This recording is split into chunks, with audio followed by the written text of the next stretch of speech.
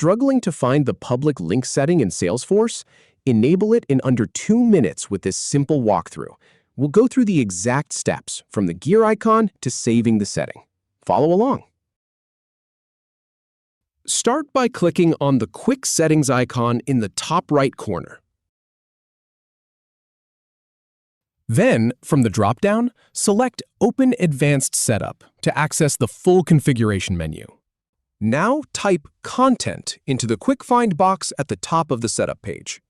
Once that's done, click on Content Deliveries and Public Links from the search results. You'll see an option to Enable Public Links. Go ahead and navigate to that setting.